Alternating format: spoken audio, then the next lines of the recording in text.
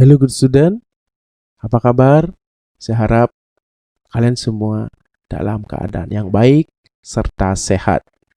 Hari ini kita berjumpa kembali di kelas Widya Buana Raksaka. Akan tetapi ada sedikit hal yang berbeda karena hari ini saya tidak sedang memberikan materi pelajaran seni budaya, melainkan saya memberikan layanan bimbingan konseling sekolah berupa layanan informasi, bimbingan konseling SMP Negeri 2 Sidemen. Sebelum itu, mungkin di antara kalian sudah sering melihat saya, melihat video-video saya, tahu nama saya, tapi tidak tahu wajah saya. Atau malah sebaliknya, tahu wajah, tapi tidak tahu siapa sih Bapak ini. Oke, saya akan perkenalkan. Seperti pepatah mengatakan, weruh ring aran dan weruh ring rupa. Tahu nama tapi tak kenal rupa. Jangan sampai ya. Perkenalkan, nama saya Nyoman Gede Hadi Purnama. Panggil saja Pak Mangdi. Saya berasal dari Gianyar. Tepatnya itu di Gianyar Kota. Kemudian saya bertugas di SMP Negeri 2 Sidemen sebagai guru bimbingan konseling. Dan sekaligus juga ditugaskan mengajar mata pelajaran seni budaya. Nah, ini dia wajah saya ketika masih ganteng ya. Ya, sedikit intermezzo, jangan terlalu tegang. Oke, saya akan perkenalkan layanan bimbingan konseling di sekolah. Maaf ya, agak sedikit tertutup.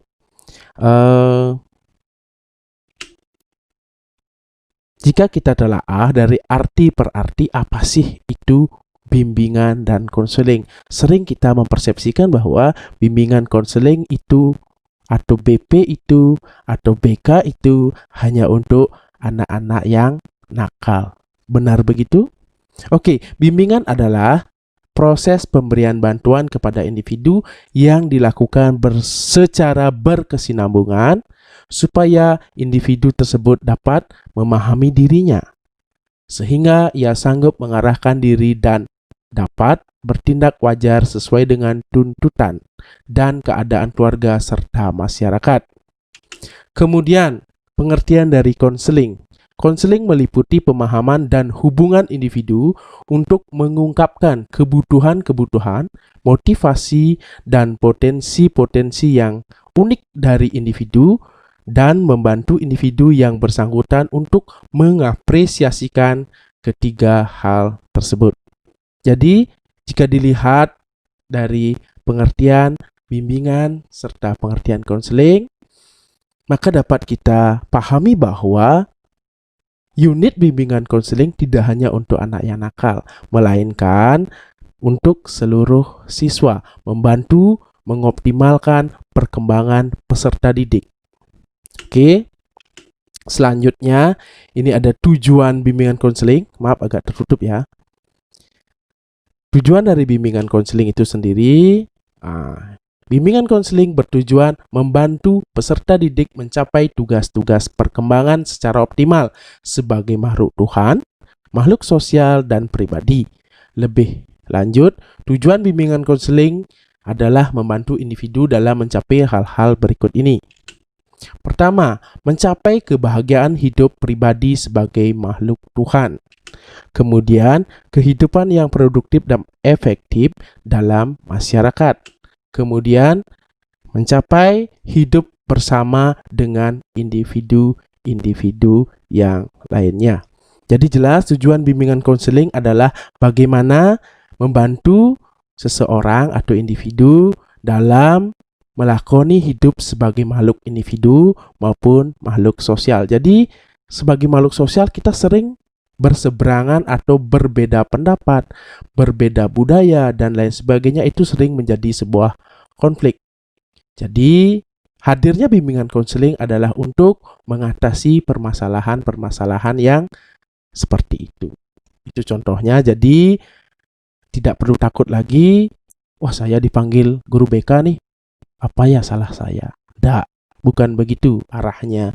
Tapi kita di BK berusaha untuk membantu mengatasi masalah-masalah yang kalian alami, baik masalah belajar, baik masalah ekonomi di rumah, baik masalah hubungan sosial kalian dengan teman, baik hubungan sosial dengan keluarga di rumah, dan lain sebagainya. Jadi jangan takut, sampaikan permasalahan, datang ke BK, cari guru BK, lalu curhatkan semua yang menjadi unek-unek di hati Anda atau di hati siswa. Oke? Kemudian tujuan terakhir adalah mencapai harmoni antara cita-cita mereka, cita-cita siswa ya, dengan kemampuan yang dimiliki. Oke, itu sedikit tentang tujuan bimbingan konseling. Kemudian, layanan informasi yang saya berikan ini berpacu atau mengenai pandemi COVID-19, kemudian protokol kesehatan, serta pembelajaran jarak jauh. Yang pertama, pandemi COVID-19. Kita sering mendengar pandemi. Kita kenapa sih nggak sekolah karena pandemi? Nah, saya tanya, apa kalian mengerti apa itu pandemi? Kalau belum, mari kita simak. Yang pertama, pada tanggal 11 Maret tahun 2020, World Health Organization atau WHO sudah mengumumkan status pandemi global untuk penyakit virus corona 2019 atau yang juga disebut dengan Coronavirus Disease 2019. Mungkin di antara kalian sering mendengar COVID-19.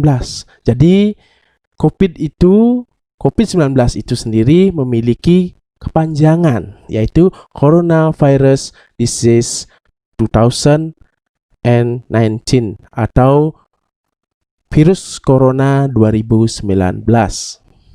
Nah, lebih lanjut, dalam istilah kesehatan, pandemi berarti terjadi wabah suatu penyakit yang menyerang banyak korban serempak di berbagai negara. Sementara dalam kasus COVID-19, Badan Kesehatan Dunia atau WHO menetapkan penyakit ini sebagai pandemi karena seluruh warga dunia berpotensi terkena infeksi penyakit COVID-19.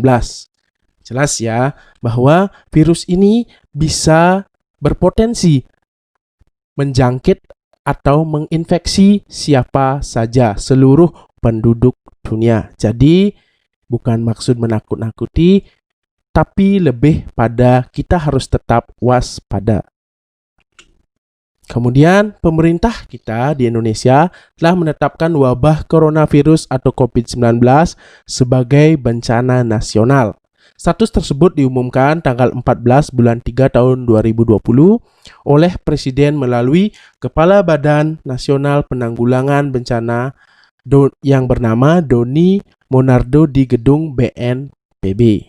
Jadi jelas ya bahwa pandemi ini sudah menjadi bencana nasional. Kemudian saya akan jelaskan tentang protokol kesehatan. Jadi di sini ada 7 protokol atau langkah-langkah kesehatan yang bisa kita lakukan dalam upaya pencegahan COVID-19. Ingat ya, pencegahan. Yang pertama ada kebersihan tangan jadi yang utama. Sering saya sampaikan bahwa cucilah tangan dengan sabun di air yang mengalir atau gunakan hand and sanitizer. Kemudian yang kedua, tidak menyentuh wajah sembarangan. Nah, bagi yang masih suka nih, selama pandemi ini tolong kalau bisa jangan menyentuh wajah sembarangan. Sebisa mungkin jangan. Tapi jika harus menyentuh wajah, pastikan Anda sudah cuci tangan. Kemudian tutupi bersin dengan bagian lengan dalam. Jadi biasanya kita bersin seperti ini, menutup dengan tangan. Nah, sebisa mungkin sekarang kita ubah. Kalau ingin bersin, tutuplah dengan siku seperti ini. Oke? Setelah itu, menggunakan masker. Ingat ya, wajib gunakan masker saat bepergian. Kemudian jaga jarak 1-2 meter. Jangan sampai melakukan kerumunan.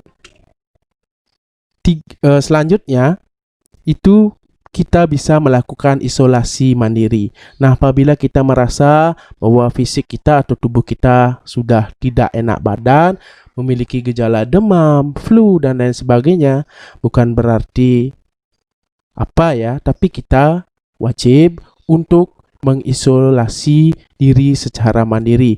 Artinya kita beristirahat tanpa atau mengurangi berinteraksi dengan orang lain. Kemudian yang paling penting adalah tetap jaga kesehatan dengan berolahraga mungkin, kemudian minum multivitamin, atau jika tidak, paling tidak aturlah pola makan yang sehat. Jangan jajan sembarangan. Oke, itu saja tentang protokol kesehatan. Semoga informasi ini dapat dicerna dan dilaksanakan demi kesehatan kita bersama. Kemudian mengajar dari rumah. Ini merupakan kebijakan dari Bapak Menteri Pendidikan ya. Karena pertama, penyebaran virus corona, Presiden Jokowi menghimbau agar masyarakat membatasi diri untuk tidak keluar rumah dan berinteraksi dengan orang banyak. Jadi selama pandemi ini, Presiden berharap kita mengurangi interaksi dengan orang. Artinya interaksi tatap muka secara langsung ya.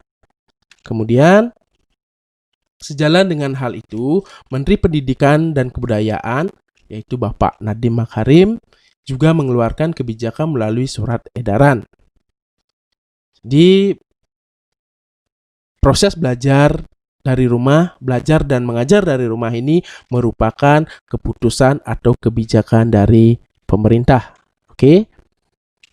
Nah, maka dari itu saya akan sampaikan kebijakan sekolah. Yang pertama, kita melaksanakan mode daring, yaitu dalam jaringan atau online, serta mode luring atau luar jaringan alias offline.